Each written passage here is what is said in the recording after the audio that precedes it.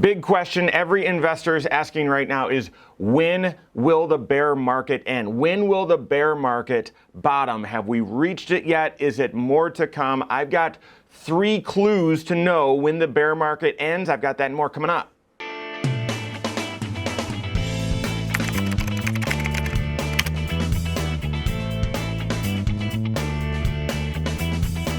My name is Mike Bernard. I'm the host of the Wise Money Show. I'm also one of the certified financial planners right here at Korhorn Financial Group. Make sure you hit that subscribe button, turn on notifications, and smash that thumbs up button. When's the bear market going to end? When have we reached bottom and we can start clawing our way back? This has been a challenging market, obviously, because of the magnitude of the decline and how consistently things have just been kind of grinding lower. That is demoralizing. Also challenging because bonds haven't provided any stability either, like they normally do. But the other part is the last sort of downturns we saw, obviously, with COVID, and then any sort of corrections that we saw since the Great Recession, they've been brief. They haven't lasted that long. And this one, my goodness, we're going on, well, over 6 months, almost 8 months now. So the question is, when will the bear market end? Take a look at this headline here. This is from an article from the Financial Times. Not good news, guys. I'm just going to tell you and be real with you. Identifying 30 bear markets since 1870, the French bank, this research institute, said that history suggests the S&P 500 should bottom over the next 6 months. Okay, great. I can weather 6 months at about a 34% to 40% decline from its peak that it reached in 2022 at the beginning of the year. Okay, wait a second. Now you had me at 6 months. Okay, we're into this 6, 7, 8 months by now. I can withstand another 6 months.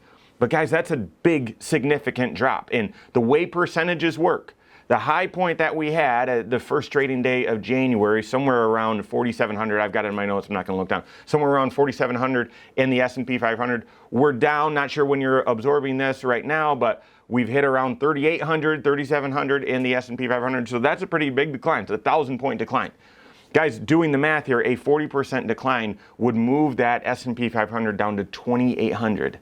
And I've actually seen lots of economists, sort of negative, sort of bearish individuals say, yeah, stocks could easily fall to the S&P 500 at 2,800. That's another big drop. So is that it? Do we just need to plug our nose and wait? And if that were true, let's just all sell our investments and just wait for that to happen, then we'll buy when that triggers. No, it's not nearly as predictable as that. And even though that's history, we don't know, right? And that's based on averages and from the chart there, various different bear markets and so on. There's 3 other ways that I would tell you, look out for these things as to when the bear market will end. Bear markets connected with a recession, which we could be in right now or right on the heels of, typically take longer and are a little bit more severe. And there's 3 ways that I would tell you you will have some indication that we're near the end or reaching the end of the bear market. And the first one, number 1, is people will not want to invest anymore. And I'm not saying that like doom and gloom, it's going to be so bad no one will want to invest. That's typical. During a bear market, a severe bear market accompanied by a recession, we get to this point where people say, I'm done investing. Take a look at this headline. The investing is dead. Equities are dead is a common headline, and you can do a quick search and see when a phrase like that, a headline like that, made national news or money news. It typically happens near the end of bear markets, okay? Scary thing, this specific one is citing back to a time period that equities were dead because the economy was suffering through awful inflation. The last time we were going through what we're going through right now, we reached a point where, hey, no one wants to invest anymore, equities are dead. But guys, we got to that point during the tech bubble. Yes, we did. We got to that point during 2008. And you might remember it as vividly as me, but people were done. They just, maybe I'll just continue holding what I've got, but for the most part, people said, I'm done. And guys, we were getting there. We were getting there until the Fed pulled out their bazooka and started printing all this money during the COVID crisis, okay? So likely, if this is a bear market connected to a recession and it's gonna be severe, likely we don't see the bottom until people say, I'm done. And you start seeing headlines saying equities are done, stock investing's over. And the second clue goes hand in hand with this, and this is one that I've been watching, we've been watching, and it's pretty alarming. Investors, when they finally get so fearful that investing's no longer a good idea, that's their mindset, the VIX, the fear index, the volatility index would reach a certain crescendo, would reach a certain level. And one of the alarming things about all the negativity and the decline that we've seen in the stock market since January, really since November of last year, is it's been, yes, the VIX, the fear index has increased a little bit, but it hasn't reached the normal levels that it reaches during crisis time periods. We've seen a 20 to 25% decline in the stock market with the VIX, the fear index, being relatively calm. That should alarm all of us. If we get to that crisis point when investors finally say, wow, this is so painful, enough is enough, we're going to see that VIX gauge surge above 45. You can see from this chart here, every big crisis going back into, what's that, 30 years, 40 years, 30 years, has been accompanied by the VIX hitting 45 or going above that. And guys, up to this point, we haven't been close. Up to near the end of June, we haven't been close to that. So I would expect the bear market won't end until we reach that equities are dead and that VIX, that fear index, surges past that 45 number. So yeah, this is hard news. Hard news. Economists are predicting if this is a bear market tied to a recession, it's going to get severe. Things could get a lot worse. Could last another 6 months. Likely it will get so bad that investors will say, I'm done. Stocks are dead. I'm no longer interested. And with that, the fear index will surge significantly higher than where it is right now. The third clue that the bear market has reached a bottom is the Federal Reserve, the Fed, will begin easing their monetary policy, certainly not tightening it. There's this tried and true phrase in investing that makes me sick to my stomach, but it is extremely valid and accurate. Don't fight the Fed.